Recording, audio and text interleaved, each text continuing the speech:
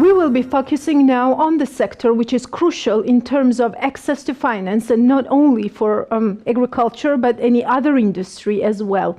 The financial metrics of the Georgian banking sector are sensitive to the severity of the health crisis and the performance of loans most vulnerable to the downturn, Fitch Ratings said at its recent webinar on Georgia, adding that Fitch believes that the pre-impairment profitability of banks will likely improve in second half of 2020 and 2021 as fee incomes have already started to recover, and improving economic activity and margins will likely be supported by lower funding costs and more active lending, in particular to higher yielding segments such as micro and SMEs. In an exclusive interview with the Checkpoint's Fitch Ratings top directors report details to our viewers. Is the impact of COVID-19 on this very important sector? The immediate impact of this outbreak of the health crisis was the slowdown in the lending growth from the economic recession,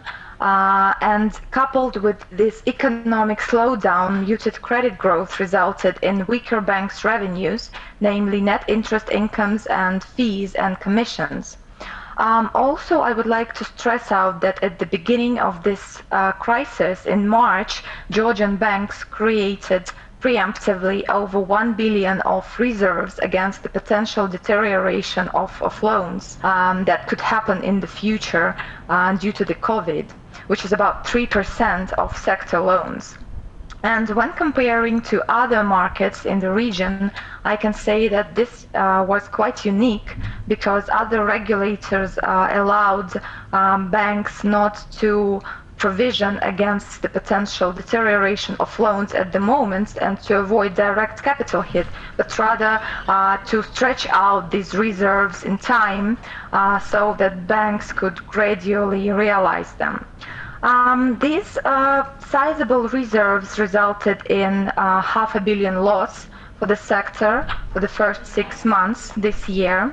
And we, however, in the second part of this year and going forward in 2021, we expect banks' performance to improve, primarily due to the build-up of fee and commission incomes, and also thanks to wider margins that could be supported by the funding costs that are going down and from the more active lending of banks, particularly in higher yielding segments of SMEs and micro.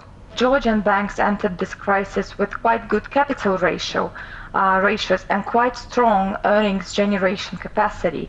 But on a long-term horizon, the key factor for banks' performance and solvency would be, of course, the asset quality metrics, and on how loans that have just emerged from debt repayment schedules and from debt payment holidays, and those loans that are currently reported as stage 2 under IFRS accounts, how these perform going forward. It would be very important. What is your main recommendation concerning banks and soundness of banking and financial sector in general?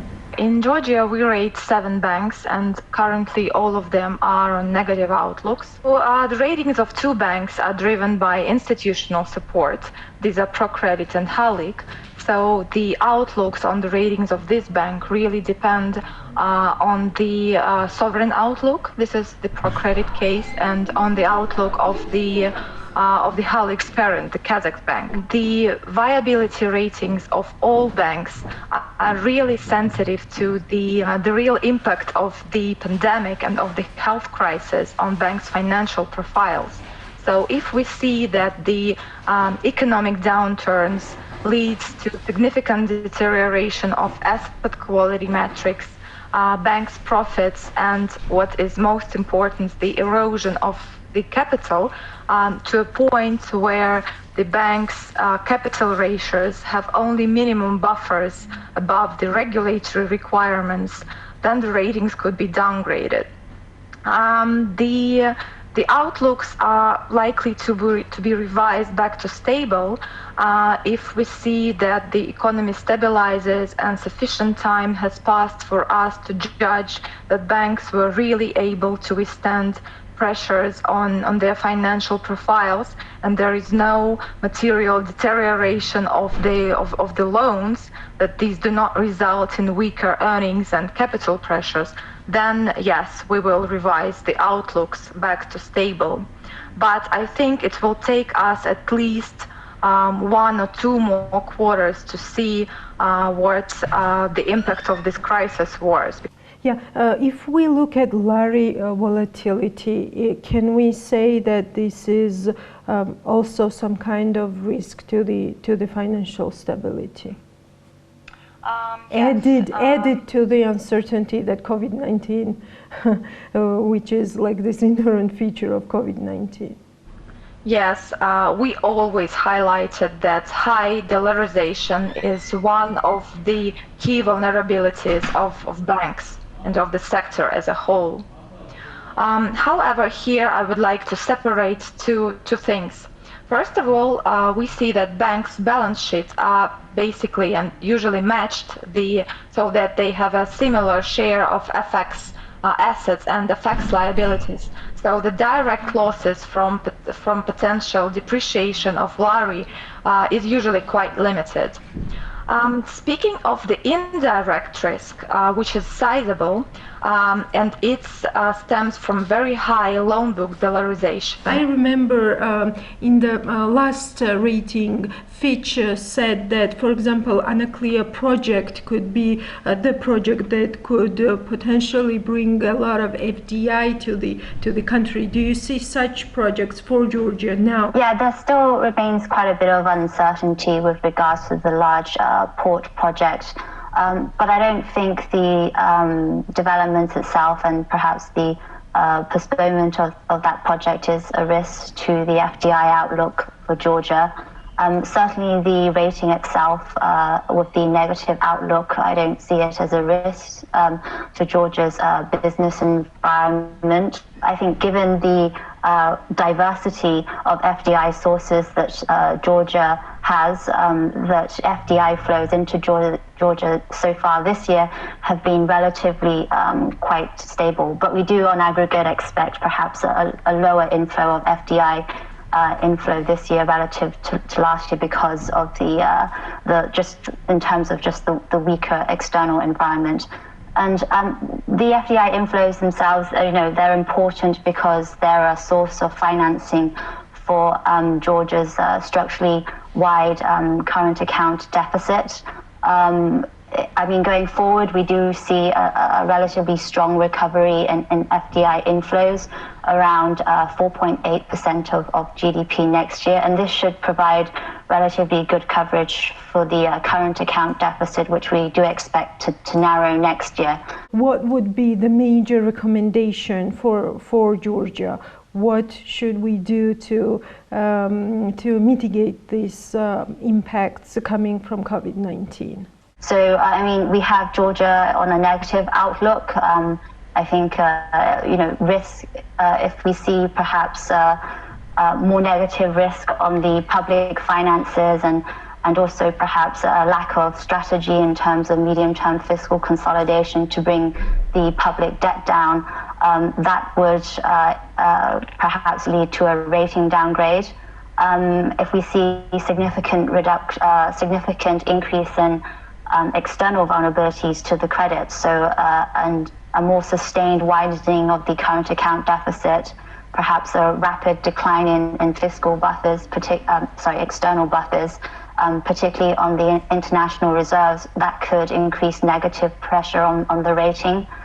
And also, I think what's interesting also is that, we have the parliamentary elections that are coming up at the end of this month.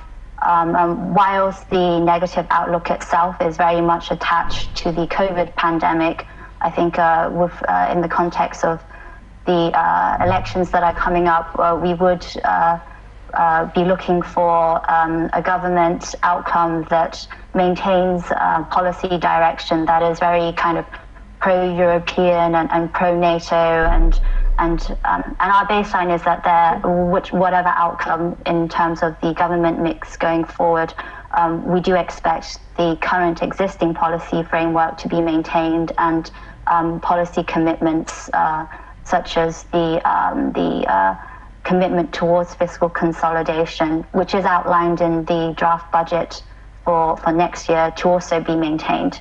What would perhaps make us stabilize the outlook on the rating is that we do see that fiscal consolidation strategy, and that there is confidence that there is a medium-term reduction in government debt, and also an improvement in the composition of debt, because we do have a very large stock of debt, public debt, which is foreign currency denominated.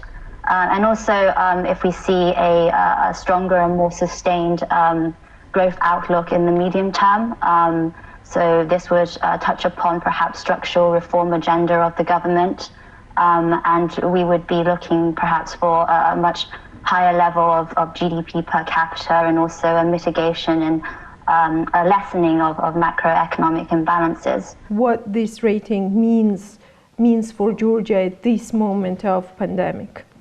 So far, we think that Georgia's kind of managing this stress relatively well. I would put it in contrast to Armenia, which is another credit in the region, had similar fundamentals. There we put the negative outlook on at roughly the same time as Georgia. There, because of the impact on the economy was much harder, because the impact on the budgetary position was much tougher, then there we actually downgraded Armenia. Whereas with Georgia, we think there is resilience, but there are still a lot of downside risks stemming from the pandemic and how that can impact the economy, and so that's why we have the negative outlook. And Mr. Gamble, the last word is yours, so to say. Yeah, I think what we can say really is this is an unprecedented time, and we've seen across our sovereign rating portfolio, we've taken more negative actions already this year than we have done in any other year. We've still got more sovereigns on negative outlook than we've had at any other time.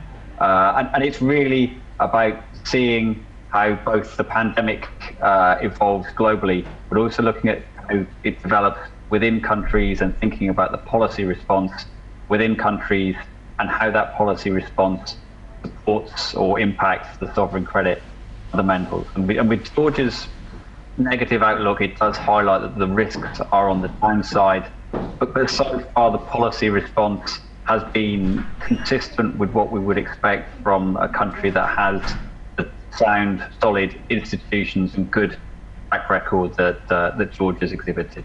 Thank you so much. Thank you all for taking time. And Thank you. Thank you for your time. Nice to speak to you. Thank you. Bye. Thank you. Bye. Bye.